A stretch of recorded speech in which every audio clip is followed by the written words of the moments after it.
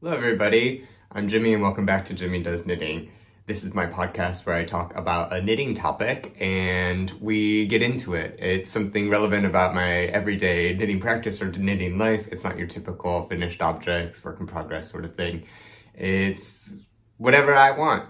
And today we're talking about comfort knitting. But before we do that, please check me out on Ravelry at Jimmy Does Knitting and on Instagram at Jimmy Does Knitting. Yes, I changed my handle. So it's more consistent. I'm everywhere, YouTube obviously as Jimmy Does Knitting. So thank you for coming along. If you like this, please like, subscribe, leave a comment. I'm sure I'll get some comments. And that would be great. Tell your mom, tell your mama. Today, as I said, we're talking about comfort knitting. Real talk for a moment here. This is a real talk segment. You want to skip past this, I have chapters. I'm a bit depressed, if I'm going to be honest. I quit my job in April, which was necessary, and I'm quite fortunate to be in a place where I could just quit a job without having anything lined up. But it is now November, and I have no leads, nothing, and it's just quite discouraging. I had a job I thought I was going to get that I did not get today, and that's happened a couple of times, and it's just not great. And then I also live in the Netherlands, which is, on a sunny day, a beautiful country, but it has been rain, rain, rain, rain, rain for the last month. It's quite wet and we don't see the sun a bit, so that doesn't help. So I've been finding myself not going out to social activities, not doing as much yoga, and kind of being in a bit of a funk. And in addition to that, I finally got my feet tattoos touched up. So I had hand poke tattoos on my feet, and then that was about a year ago, and I just needed a touch up, but she needed to do it with a machine. So I haven't been able to walk for this last week. My feet were all swollen. I still can't exercise really because I want these to heal properly and I don't want to mess it up. So it's been like ultra super low key lately, and it's exhausting. The only thing I have left is like knitting, which is why I'm producing so much content and stuff. But I really, you guys, it's rough out there. And I know it's rough for everybody, and I'm in a privileged place, but I'm just not feeling it. And it's a part of life. We have our ups, we have our downs, and I'm sure something wonderful will come at the end of it. But at the moment, it just doesn't feel like it. And I know that's not true because I've been there, done that, but like, it's exhausting. But like I did say, I have knitting. I also have yoga, which once I can get back into that, I think will help a lot. But knitting is one of the things that I do to do with it. And I think we all knit for different reasons. We all knit for different reasons at different times. You know, there's a play, there's learning a new skill, there's crafting something, there's a bunch of different reasons. I think previously in the last couple of episodes, it's been like, let's try out this new design, like let's try out this new technique or new fiber or something like that. And that's really cool, but I just hit a wall. I really, really just hit a wall and I just couldn't do it. So we've gone into comfort knitting. Just comfort, comfort, comfort is what we're after.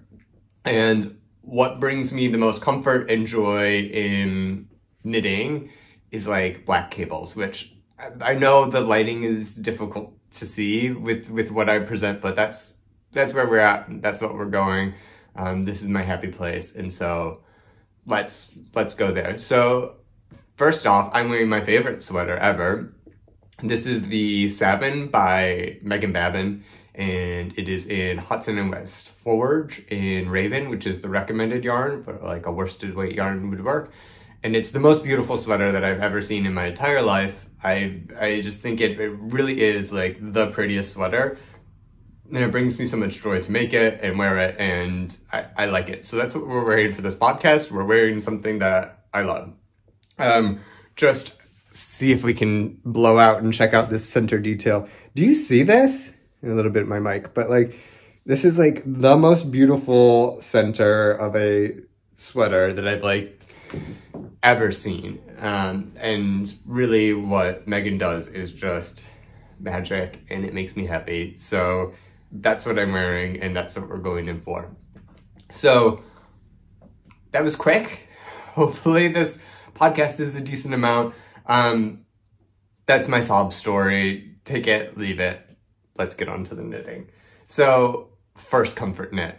I'm always cold. I have a very like Vata body type. That's why I have a warming tea down there. I have some Nag Champa burning up there. Tried to like warm it up, cozy, ground, because that's stuff that I'm not great at producing for myself. So I need chunky woolen knits. Part of the reason why I like cables is because I can use a worsted weight yarn and make something beautiful, and it's also sort of a thicker fabric. I don't particularly like a worsted weight stockinette thing. I think the stitches are too big. But I need warm, cozy, lovely, and I need a warm neck. So often I wear a handmade sweater and a scarf. And I made another scarf. So you've seen this before. Let's see if we can get this like actually on screen. This is the Gaca Shawl by Atelier Cliche. It's beautiful. It's this twisted stitch pattern.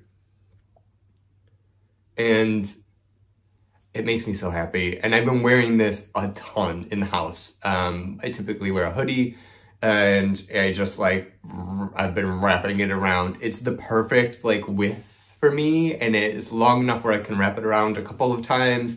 It was an easy knit to fast knit. This is the second one I did. I did another one in Manchalopis Azul, and that was wonderful. I gave it to my sister-in-law. She enjoyed it, and I was like, I need this in black because I'm not going to wear it unless it's black, but I just need it.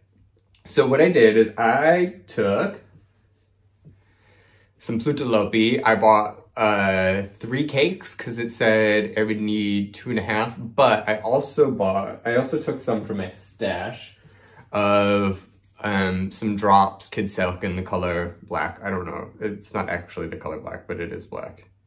They always have color numbers. I don't know what it is. Regardless, I put these two together to create this thing, and it's really nice. I mean, it was a fun knit. I enjoyed it. It flew off the needles. I think I did it in like 2 or 3 days, 3 days. I highly recommend. It makes me happy. So knitting traditions, Inga turned me on to this combination. For the mohair gives the unspun a lot of extra strength, so you can handle it a little bit and it pills less. So because I knew I was going to wear this a lot, I paired it with the mohair, hoping that this would pill less and see what happens. And working it with it was fine, but I don't know if I like it. Like, I've determined I'm off the mohair train. I know it's super popular. It was fun to play with. I've done a couple projects, but I'm just not on it. I also knit a Redford sweater with a strand of drops of mohair and a strand of Holst. And that's fine for me. Like, I can wear it. I have a very high itch tolerance for my body and stuff.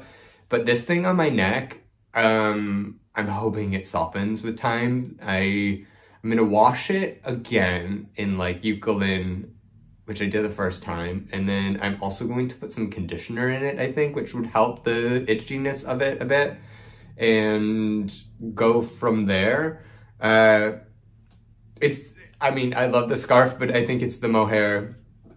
I think I just don't like mohair. I like something to pair with something, but I'm gonna need some alternatives. I need like a lace weight or an alpaca that's like also a lace weight, or like a silk or something in my stash. I'm not a mohair person. I enjoy like combining mohair with a thread of something else to create some depth of color and some field. Also, the mohair makes it a little bit warmer, which is another reason why I chose to use it on the scarf. But in general, I don't know. It's a no. It's a no. I'm not going to restock my mohair. It's going to be a as needed thing. So I actually might make this again in unspun black Plutalopi. eventually. It's like not high on my list. I would need to buy some more Plutolopi. I would need one more cake because I have a full cake that I didn't use, and we will go there. So for this one, it says if you use Manchalopis, you need 2 cakes, which I can verify is true. I had a little bit left over from my original one. For the other unspuns, they said the ones that are single-stranded, use a 2.5 cakes on 5.5mm needles. There's also a chunky version for chunkier things, which is a different knit. It's a bigger sort of piece. I haven't tried that. This is the worsted weight version. So it's 5.5mm needles. It goes pretty fast. It's a real enjoyable thing, but I ended up using like a cake and a half, maybe. I mean, this is the leftover of my second cake, which is quite a significant amount. And then I used about 2-ish balls of leftover kid silk mohair. So if you have some unspun and if you have some mohair, it's really, I'd say, economical. Mohair is not terribly economical, but if you have it in your stash, I would suggest it. I'd probably actually just go with the unspun, if I'm going to be honest, or like an unspun and an alpaca, or like a worsted and an alpaca. Maybe, I don't know, something like that. Regardless, I love this pattern. This is my second time knitting it. It will be another time that I'm going to be knitting this thing. And this is my first finished object. Something to go around my neck that I find warm and comforting. Now, the second one that I did is I wanted to play a little bit, and what brings me joy is color and like playing with color and trying different things. So I wanted to try a Fair Isle, and I did 2 things. Sorry about that. I misplaced something and I, for the life of me, cannot find it. So we'll go back. I'm not exactly sure where I stopped, but I wanted to try some Fair Isle, and of course the Fair Isle queen, the Shetland Fair Isle queen, is Marie Wallin. I wanted to try a Marie Wallin pattern. I've been seeing it.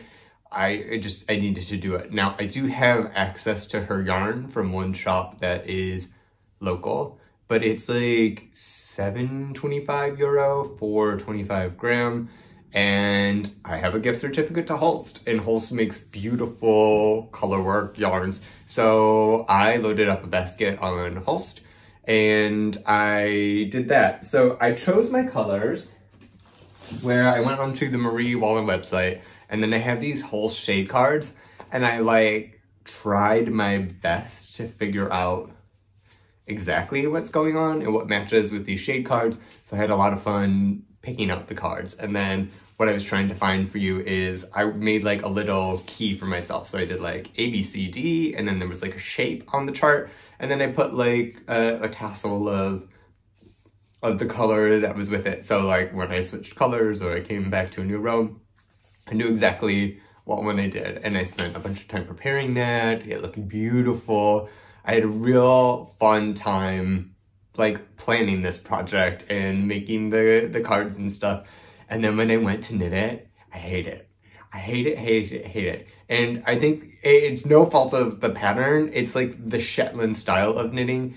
There were 2 things. Is one, I went with the colors that were closest to hers, which, because I was not confident with my color choice or planning, and I didn't really have a big color work stash, that I went with that to do it. And I guess I didn't like the color combinations in the end. I don't find Shetland knitting particularly beautiful. So I mean, you know, part of it is you want to look at your work as you're doing it and be like, oh my gosh, this is so beautiful. Look at this twisted stitch. You know, you want to be like, ooh. I just wasn't getting those vibes from it. So I don't know. I just didn't like it. And then because you had to change the colors so much, I tried to carry some floats and stuff so I wouldn't have to weave in 1,000 ends, but I still wove in like 100 ends, at least 100 ends, literally. And it was too much things. I didn't like the color. I mean, it was okay. It was a simple pattern, so it wasn't difficult to knit. But I jumped out early. It wasn't for me, and it was the style. It had nothing to do with the pattern. I just didn't like doing it. So what I ended up doing is the Maple Scarf by Wallin. And this is it. This is you can see the pattern. And honestly, the Holst, the way it blooms once you wash it and you care for it, it's wonderful. Like the color work looks so color worky, I guess. I'm not really quite sure. And I think that the pattern turned out all right. It's supposed to be a scarf, and what I did is I did on a provisional cast on because I wanted to Kitchener the ends of the scarf together because this is knit in around, so it's like a tube, ultra super warm. Not only is it like color work, double-sided, but also all the ends are still in there. But I wanted to like Kitchener the ends together because I thought it would be a nicer look. So I did a provisional cast on. I'm really glad that I did because then I was able to Kitchener the last round to the first round. And I did this. Now, as I say, I like spent the time to Kitchener it. I also really didn't care so much about it being perfect or anything. And you can tell that I'm going to show you some of my flaws if I can find them. If you look here, you can tell like this green is a different color. And then I switched from this like purplish to this brown. And so I went diving in my stash once I like knit a little bit and I was like, oh, this isn't gonna work as well as I thought it would. Like those two colors I think were the most far off from what Wallin's colors were. And so I improvised. So let's go over the colors I used to create this, which is like 1,000. We're just gonna pick them up. I have a whole stash down there. Let's just go for it. So I have my cone of Holst Supersoft, Ecru. All of these are Holst Supersoft. They're either from my stash or I ordered them specifically for this. I spent like 40 euros on yarn and I have a ton left over. And I think that's really good because one thing that I wanted to do when I went to Gaca was create a colorwork stash, and through this project, like the amount of Holst and colorwork stuff that I have really like proliferated. But this is old. I've done like 3 sweaters out of this and a bunch of other stuff. So my Holst Ecru cone is still going strong. And maybe I hold this up while I do it so you can tell. So the Ecru was just these little blips in some of these things. The yellow, the main yellow is this Maize color. And the purple that I substituted here, this is Damask. It's like a purplish pinky. And then I replaced it with this cinnamon color that I used on my festive yoke pullover by Skandir Knits. So those were 2 of those. I have caught myself. I have a coffee, which is some dark brown that we used, and then this blue, the dark blue is Space. And I have Quince, which is this darker stripe within the yellow, and Pea Green, which is this green. And then we're almost done, kids, just a little bit longer. Then we have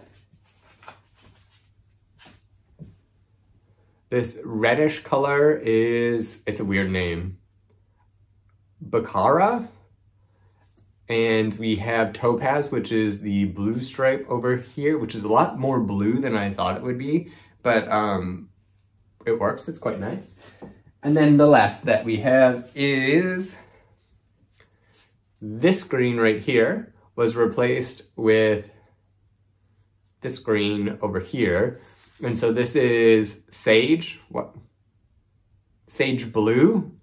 And then I replaced it with this Clover Leaf that I also had left over from my festive yoke pullover by Skandir Knits. So that was a long walk through almost my entire colorwork stash now in order to give you this.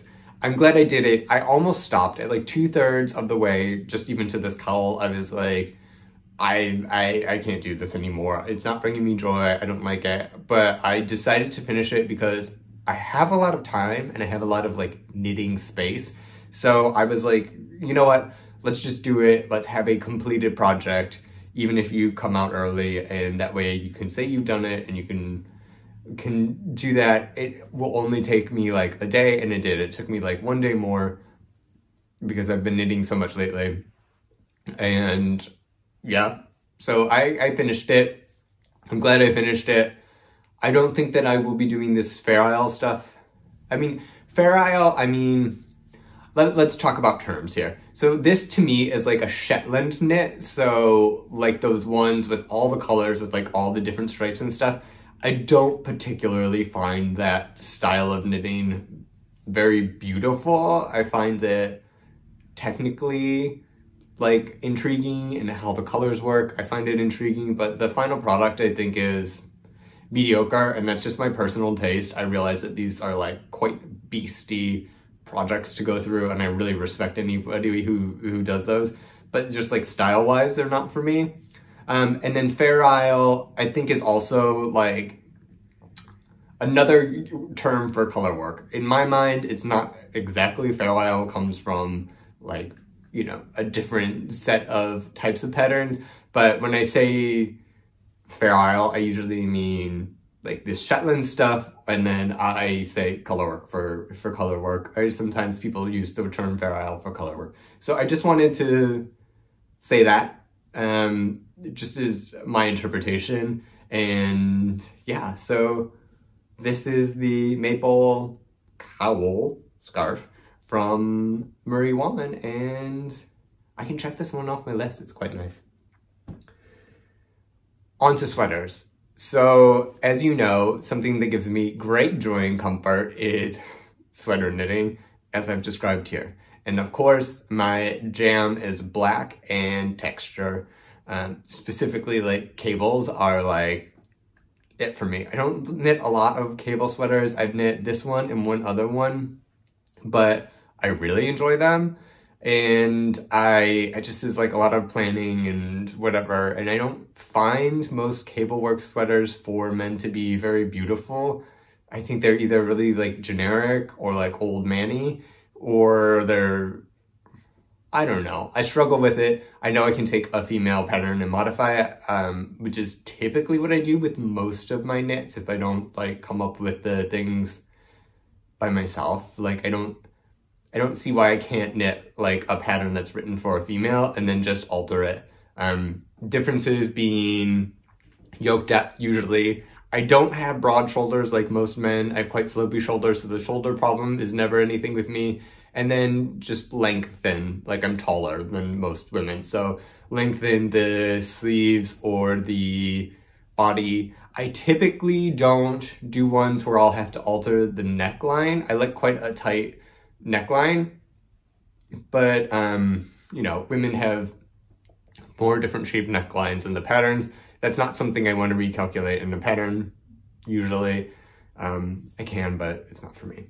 Anyway, let's talk about what's living in this bag. So what's living in this bag is my Awen by Meghan Babin. So she is the person who designed the Saven, and she does beautiful cables. She's like Nora Gone, just like level, like phenomenal cables. And she has beautiful patterns for men, and her cousin models the things, and you look at the things and you're like, do I really like this sweater, or like, do I just like this model? And the answer is yes.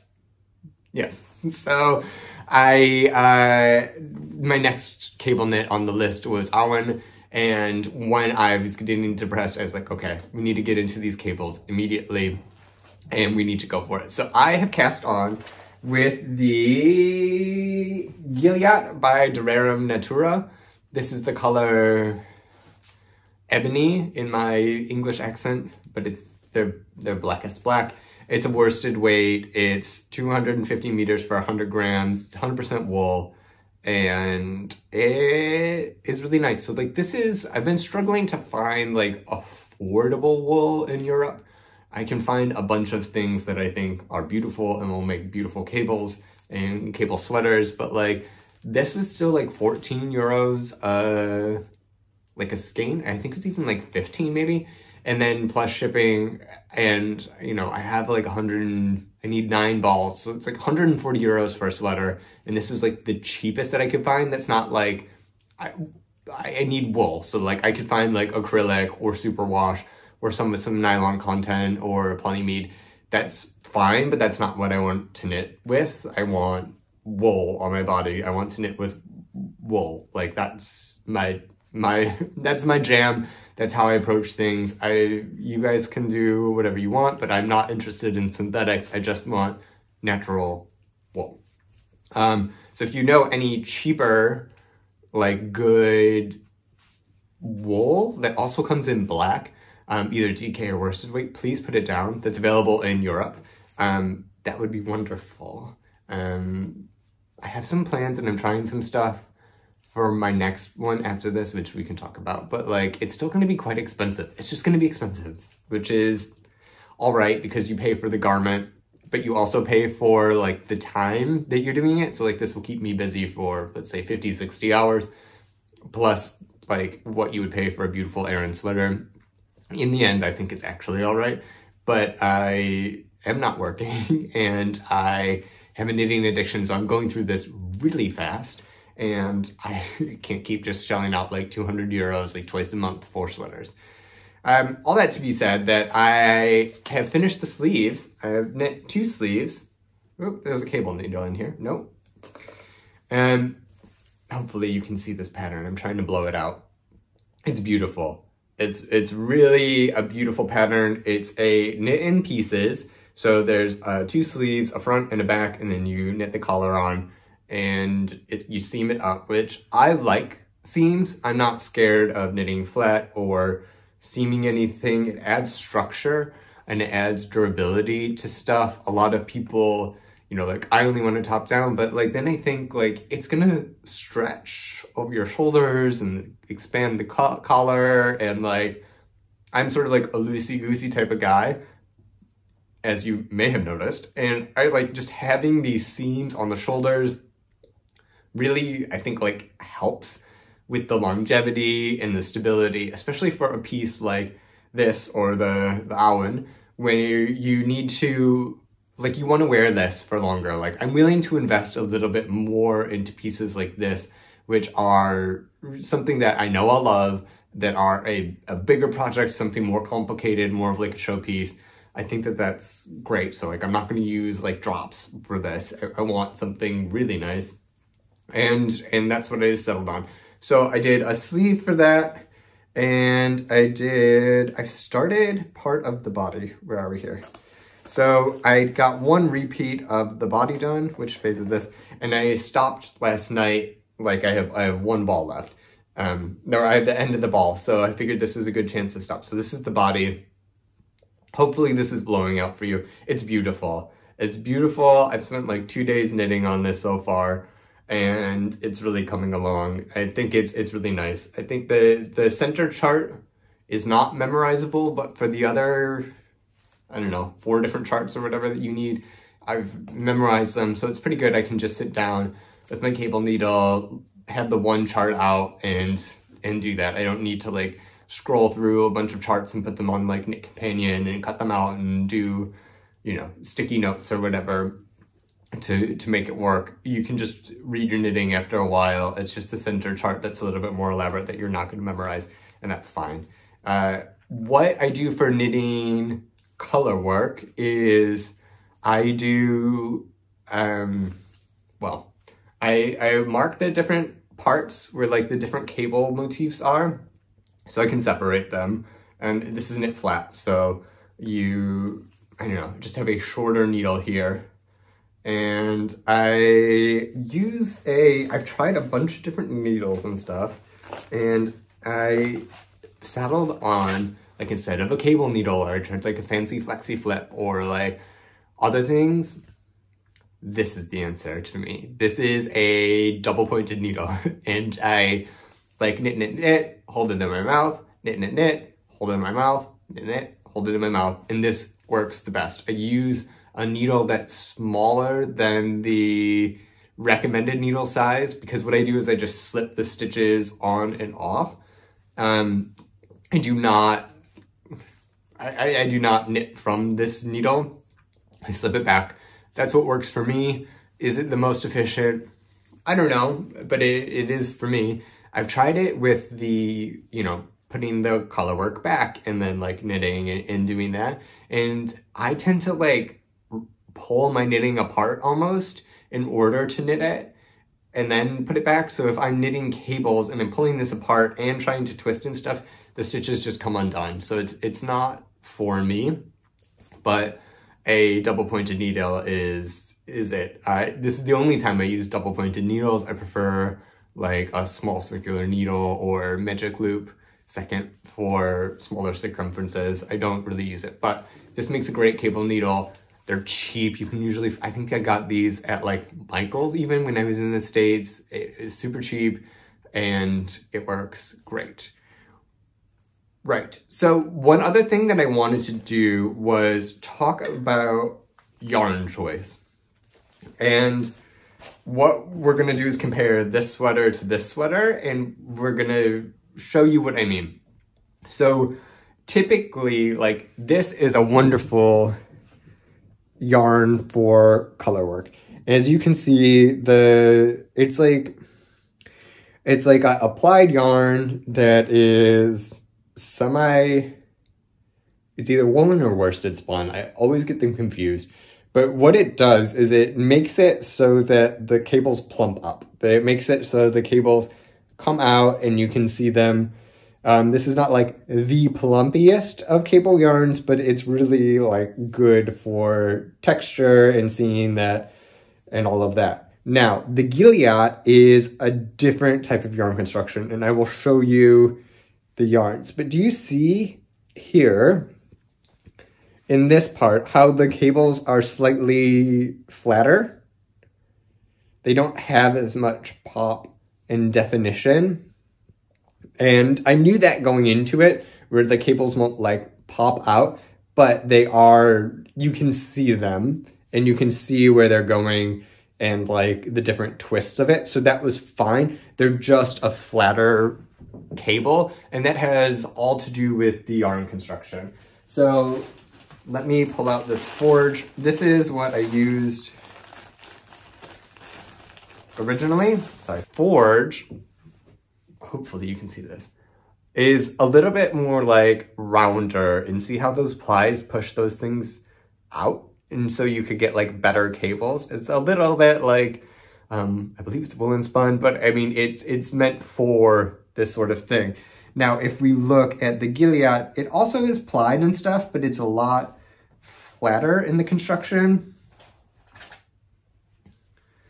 You can see here, it just doesn't have the same amount of like volume. It has a little bit less. So if we look at the Gilliat here and we put up the forge next to it in a way that you can see, can you see that difference? Hopefully this is the forge, this is the Gilliat over here, and it just has like a slightly different way of spinning, which has therefore a different effect on the cable. And it also has a little bit to do with the wool. I'm not exactly sure what the Gilliat is made of because it just says 100% lamb's wool, but the forge is 70% merino, 30% Corriedale, and it just feels plumpy.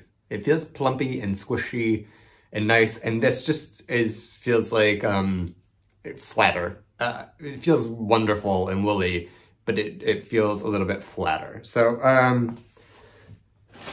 that is the story behind the yarn choice for cable knits and what you might want to do for it. I mean, I knew this going into this, so because I've worked with the Gilliat before and it's fine with me. I just wanted the definition. I think sometimes if you pair like a mohair with the cables, it becomes like a little less defined, and that's not what I want.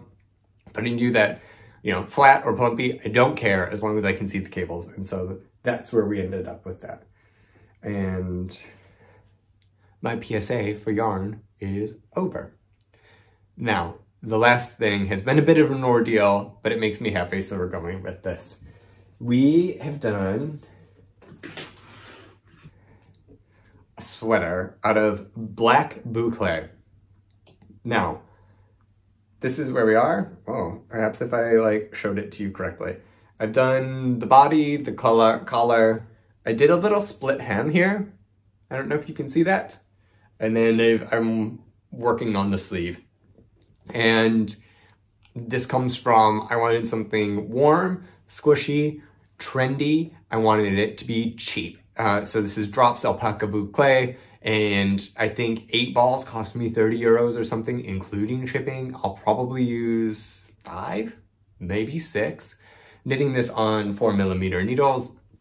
And the thing about boucle is it's hard to see your stitches, but it's especially hard to see your stitches in black. Like this is, I mean, this is one of those times where I'm not a big stockinette person. I need a little bit more interest in my knits, but with this, it's fine. Like, I mean, you can't really even tell that this is ribbed. This is ribbed. You can't really even tell. I mean, the body's just stockinette, but the stockinette helps the texture of the fabric show off. Like it's meant to be this fluffy thing, and that's what it's turning out to be. The people where we go and have coffee every morning are just like super trendy, and they have these like teddy bear coats and like fancy shoes and all of this. And I am not. I'm pretty plain. I'm not cool. I wear like hand knits and black jeans and like a black shirt at all times.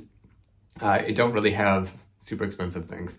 But I wanted something a little bit trendy, so hence the split hem and the rolled neckline and like the boucle. I thought it would just be like warm and cozy and nice. What I was intending to do is the Ott sweater by Jared Flood. I had that in my library. It's a top-down yoke. I thought, hey, a yoke would be great. So I start knitting, cannot see my work, cannot see a stitch.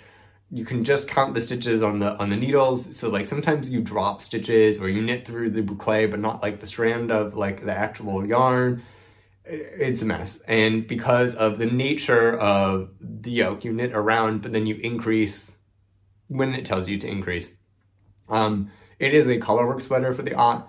I did some like math or whatever to try to figure out how to do it just plain without a color. And it was a mess. I got to the point where I split for sleeves and I was 55 stitches off. Like I had I think it was like 58 stitches. And I must have increased like 1 or 2 extra times. I have no idea what I did. I have no clue what I did. I could not tell where I messed up, when I messed up, how I messed up. There was no saving it. Absolutely no saving this whatsoever. So I had to rip it out. I knit essentially half a sweater and then ripped it out. And then I was like, okay, we need to make this very straightforward and let's do it. So I started with a split hem. The back is a little bit longer than the front, but I knit a split hem. So I knit like the back hem and then like the front hem, and then I joined in the round. I'm doing a modified drop shoulder construction. So you can see that it's like a tube that's knit up. And then I bound off for the sleeves, the underarm, just like 4 stitches on each side. And then I knit up. I did a little bit of shaping for the shoulders and then, you know, created a neckline. There's no pattern for this. I'm just making it up.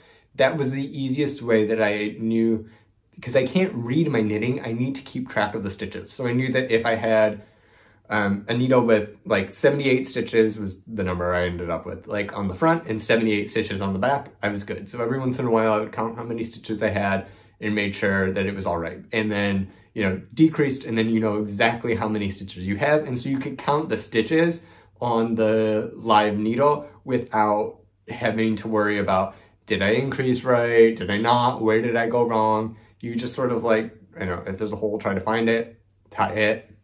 If not, then you have like the right amount of stitches. And so the easy construction is what I wanted to do. This is how I like to do, if I'm making a pattern and it's drop shoulder, this is how I like to do it, is bottom up in the round, split, have a seamed here, and then I knit the sleeves top down. And that's exactly what I'm doing. And this is the first time I'm trying a modified drop shoulder.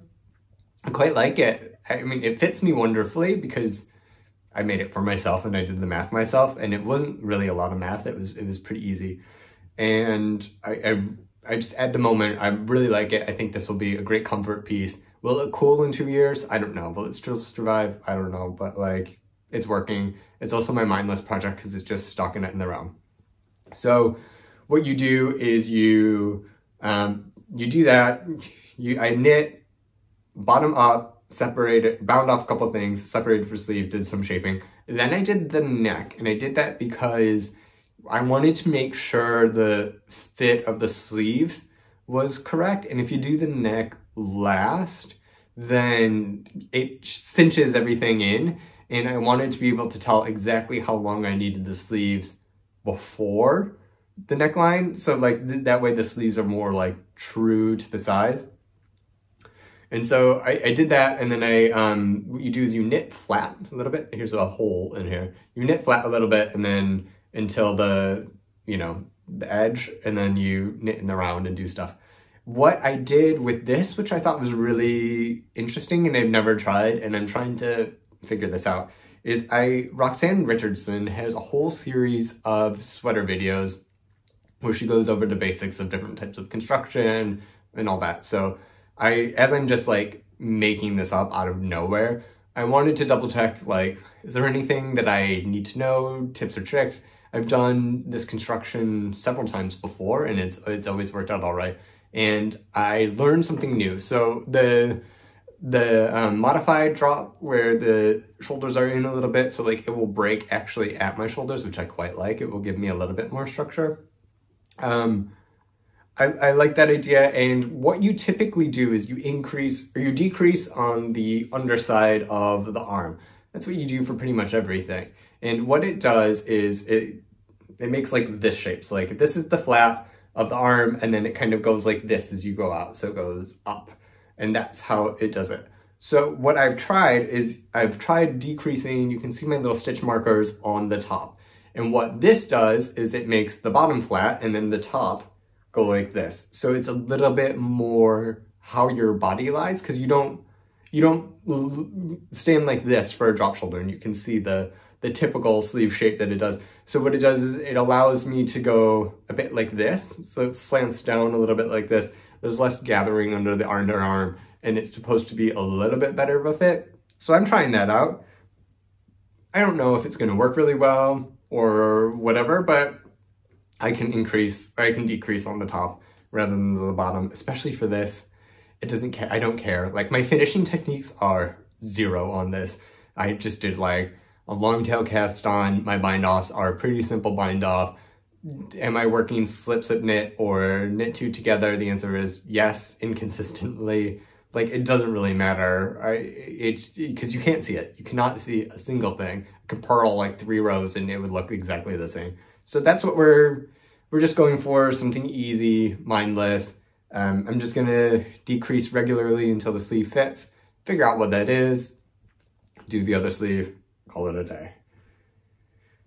That's it. I'm looking around at my floor. It's a mess, but I think we're done here. I think that's all I really have for you, and this will be lovely. It's not going to make a ton of progress on this. This is just going to be when I just need a stockinette in the round easy project, or like knit night project or something like that. I think it will be fine. Oh, one thing that I did want to mention is I'm not sewing this up with the boucle. I have extra just black yarn that's less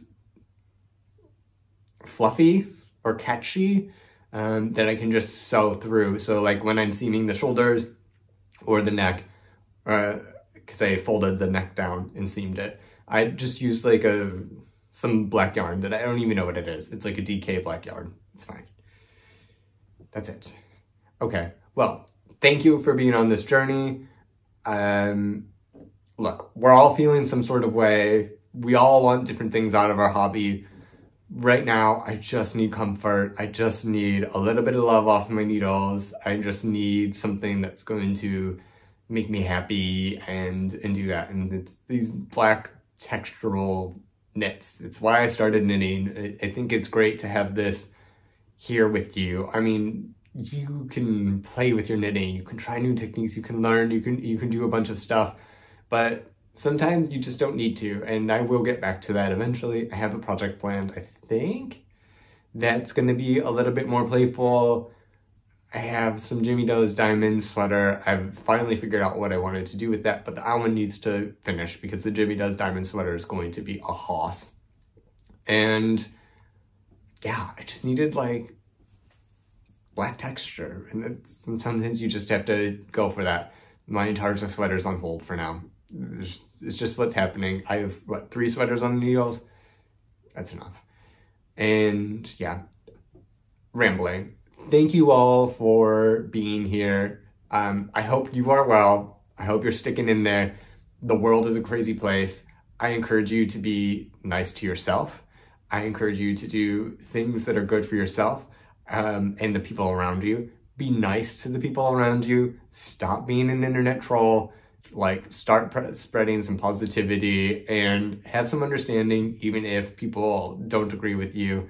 It's not just us versus them. It's just like, we need humanity and kindness. I think that that's something that I need to remind myself to give to myself, but I think that's also a lesson for everybody right now. And the answer is it's not just black and white. Like, 2 things can be true at the same time. Like, I'm quite fortunate and privileged to not be stressed about money, but also it's like, I want things, and I want a job, I want some movement, I want some other stuff. And that applies on many different levels. And it's okay to not have the answers and sit on things for a while and just ruminate and be in it. And that's kind of what I'm trying to do in my personal life. And that's, I guess, the message that I'm trying to send out, but also remind myself as I say it. If you've made it this long, thank you very much. I appreciate you all, especially those people that have bought my patterns on Ravelry. There was a little bit of a mistake, but we fixed it. It's out. And I just like, thank you all for listening, for subscribing, for commenting and liking this video. And I hope you all have a wonderful day, no matter where you are, what you're doing. I hope that you found some comfort in this as much as I find comfort in my latest amount of knitting. And I will talk to you shortly. Bye.